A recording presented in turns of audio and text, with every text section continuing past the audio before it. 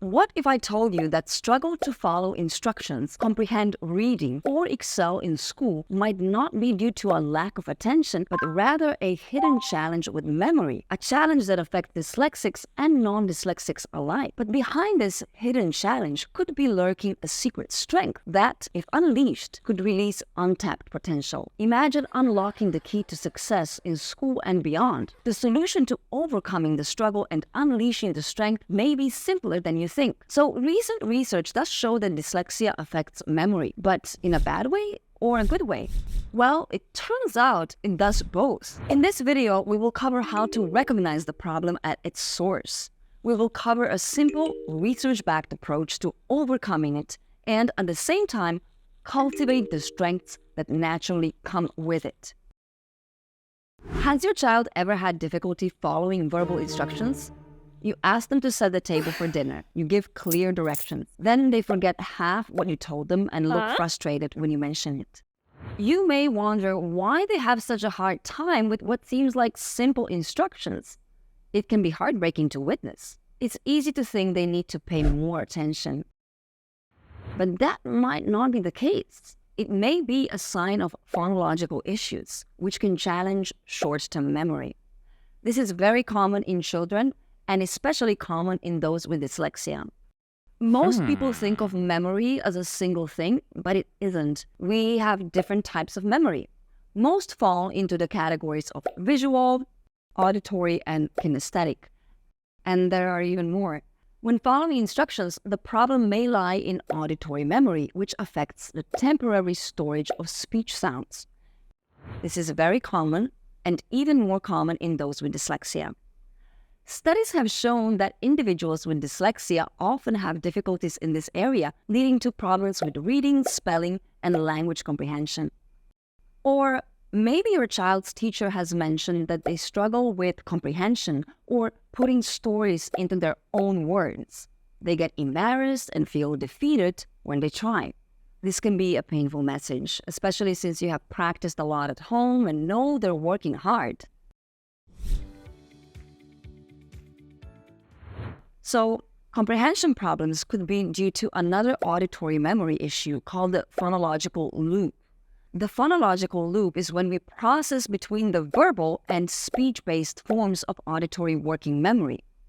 This is also common and even more common in those with dyslexia. The research shows that those with dyslexia may have deficits in verbal working memory tasks, such as remembering a sequence of words or numbers. Or maybe the struggle is more related to multi-step instructions, remembering lists, or keeping track of rules in a new game. They seem unable to process all the necessary information at once, resulting in frustration and confusion. These challenges may be caused by difficulties in executive functions, which include skills such as attention, inhibition, and cognitive flexibility. Executive functions are closely related to auditory working memory and can significantly impact academic performance. But the fact that you're noticing this is good news. What usually happens is that these things get blamed on laziness, lack of focus, apathy, or behavior problems. Kids with these problems often don't get the help they need because the root cause goes unnoticed. They live in a prison of misunderstanding and don't even know it themselves. They feel different, and often they feel stupid, when in reality, they're pretty brilliant. But when you discover these difficulties with phonological short-term memory, or verbal working memory, or executive functions, it's something to celebrate, because these can be trained and developed. Brains are malleable, especially at young ages. No one is stuck with the brain they're born with. With the proper understanding, support, and interventions, your child can thrive academically and personally. The fact that you're watching this tells me that you will do what is needed to help. You already know that your role as a parent and source of love and encouragement is the most significant determining factor in your child's future. Improving auditory skills may seem daunting, but it's not. We'll cover how to do that at the end of this video. But before we get to that, let's cover some good news. Would it surprise you that those who suffer from the memory issues just mentioned can also have impressive memory advantages? It's true. So if you know about them, you can build on those strengths. So let's cover them next. Those strengths can come in several different areas. 4 distinct areas stand out. Knowing these 4 areas can help you uncover unique strengths, maximize learning potential, and overcome difficulties. You may have noticed that your child can easily recall details from pictures and diagrams, even from a long time ago. This may indicate a strength in visual memory. You can leverage this visual memory strength. This will help to learn and retain information. So encourage your child to create visual aids, such as mind maps, flowcharts, or drawings to represent the key concepts they're learning. By transforming verbal information into visual representations, they can tap into their strong visual memory and improve their understanding and retention of the material. But be careful here. I'm not suggesting this as a substitute for verbal information. That would be falling into the learning styles myth, which has plagued education for decades. This myth wastes huge amounts of money while making textbook manufacturers quite rich. It also makes learning harder for children and stresses out already overworked teachers. What we really want to do is get our brain's learning systems working together, not isolate them, which is what the incorrect learning styles programs do. They're not all good for anyone. To learn more about the learning styles myth, please watch this video right here. Where let's move on to more strengths. Another area where your child may shine is visual-spatial memory, which involves remembering the spatial relationships between objects or the layout of a room. If you've observed your child's ability to navigate familiar environments or recall the location of objects easily, this could be a sign of strong visual-spatial memory. Those with strong visual-spatial memory often become great engineers, architects, artists, or inventors. Other fields that benefit from strong visual-spatial skills include computer graphics, video game design, and film production. To cultivate this strength, engage your child in spatial reasoning activities such as solving jigsaw puzzles, playing with building blocks, or creating 3D models. These activities help develop their visual-spatial skills and provide opportunities for hands-on learning, which we will talk about next, because that is another possible strength. Hands-on learning taps into another form of memory, kinesthetic memory, and people with this gift can do amazing things. Imagine looking at a Rubik's Cube once, then looking away and solving it without looking. Yes, we've seen it. This is an extreme example of kinesthetic memory and how powerful it is. But whether a strength or not, hands-on learning experiences are another powerful way to maximize learning potential. When we engage in activities that involve touching, manipulating, and exploring objects or materials, we create strong connections between information and sensory experiences. This multisensory approach to learning can be especially effective for children struggling in school. It helps them to process information through multiple channels. And remember, as I mentioned before, when we use various forms of memory together, we maximize our learning potential. Each form of memory has its own strength. Pay special attention to hands-on activities related to interests. This could be conducting science experiments, creating art projects, or engaging in physical activities that demonstrate concepts they're learning. This brings us to the 4th learning strength. All of us learn far better when we are interested in a subject. We all have our own interests, who knows why, but don't write off a subject your child is not interested in. Interest can be cultivated, but that's a bit beyond the scope of this video. We do teach how to do that in our new Brain Bloom system linked below.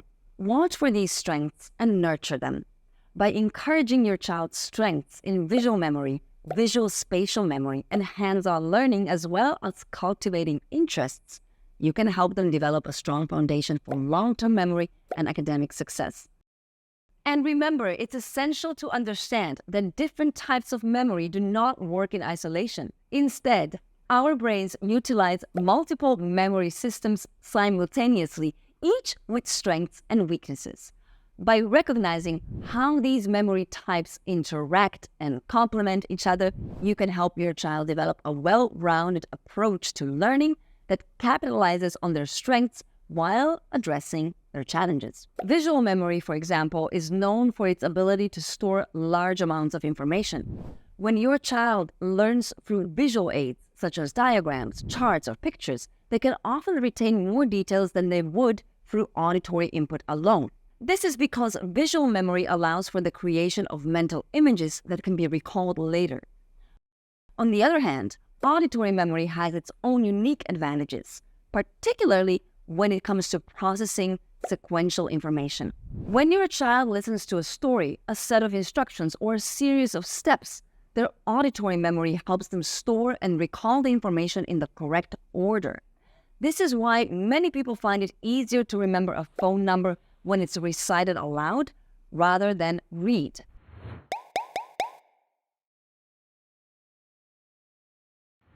Now, I did say we would jump into the specifics of auditory memory. But before we do, let's cover one other gift to watch for. This is not a form of memory. Instead, it is a form of intelligence, an important one that is very worthy of cultivating, whether it be a strength or a weakness. It's an often overlooked intelligence, which is sad because it is a critical element of leading a good life. It's called emotional intelligence.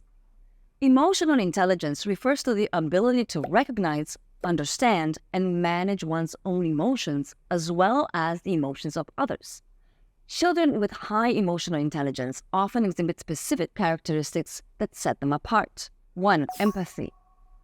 They're sensitive to the feelings of others and can quickly put themselves in someone else's shoes. 2. Self-awareness. They have a good understanding of their own emotions and how they impact their behavior. 3. Adaptability. They can adjust their emotions and behavior to suit different situations and people. 4. Communication. They are effective communicators, able to express their feelings and listen actively to others. 5. Problem solving. They can use emotional understanding to navigate conflicts and find solutions. If you notice these traits in your child, they may have a natural inclination towards emotional intelligence. Having strong emotional intelligence can benefit your child in numerous ways, such as better relationships, improved mental health, leadership potential, and resilience. This can be nurtured further by modeling emotional intelligence, encouraging emotional expression, practicing empathy, and teaching conflict resolution. If you're interested in helping your child become more emotionally intelligent, our documentary, The Overly Emotional Child, will help you learn more. You can watch the trailer right here. Now that we've covered those strengths, let's discuss how you can improve the auditory skills that may be causing your child's learning struggle. So, auditory processing includes 3 types of processing. Let's cover each. Let's imagine someone with dyslexia trying to read a text. The visual representations of letters and words might be confusing, making it difficult to decode them into sounds. So this is where auditory processing skills come into play. The first is auditory memory, which is the ability to hold on to the sounds of individual words and sentences. This allows for their meaningful construction and comprehension.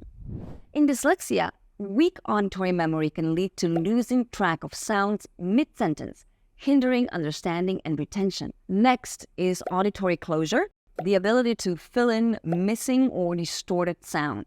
It is crucial for recognizing spoken language. Difficulties in this area can make it hard to decipher words with subtle differences or muffled speech, impacting comprehension and learning. The third is auditory discrimination, so the ability to differentiate between similar sounds. It is essential for distinguishing words like bat and cat. Weak discrimination can lead to confusion, impacting vocabulary development and reading fluency. Research shows that by strengthening these auditory processing skills, we can enhance memory and improve reading. Now here's how. By training to retain sounds for longer durations, children can better hold on to information during reading, leading to better comprehension and recall. This can be achieved through targeted exercises like repeating sequences of sounds or recalling spoken stories after a short delay. Training to identify missing or distorted sounds can equip them to handle challenging listening environments and decipher nuances in spoken language. So, this could involve identifying specific sounds within background noise or predicting missing words in sentences. Exercises that focus on differentiating between similar sounds can help distinguish between phonemes, the basic units of sound. This can improve word recognition, spelling accuracy, and reading fluency. Activities like rhyming games or identifying words that differ by only one sound can be beneficial. The critical takeaway lies in the interconnectedness of these skills. Improved auditory processing can lead to enhanced memory, which fosters better reading comprehension and vocabulary development. So this creates a positive learning cycle that empowers individuals with dyslexia or anyone else to reach their full potential. If you would like an easy, guided way to do this, with all the exercises in an accessible auditory format, our new Attentive Ear program has just that. Click the link in the description to get a free trial. And if the struggles are in other areas as well, combine it with the Brain Bloom system for a well-rounded educational therapy intervention. While research is ongoing, the evidence is clear. Improving auditory processing skills holds immense potential for those with dyslexia. By bridging the gaps in how they hear and process sound, we can empower them to navigate the world of language with greater confidence and unlock a brighter future. And yes, if you were wondering, this also works for adults. So I mentioned at the beginning of this video how easily auditory processing issues are overlooked. More often than not, people grow up thinking they're stupid when in fact they have an auditory processing issue all along. They don't realize it, and the people around them don't realize it. That's why we call it the hidden learning disability. To learn more of the science and to dive deeper into what to do about it, watch this video right here titled The Hidden Learning Disability.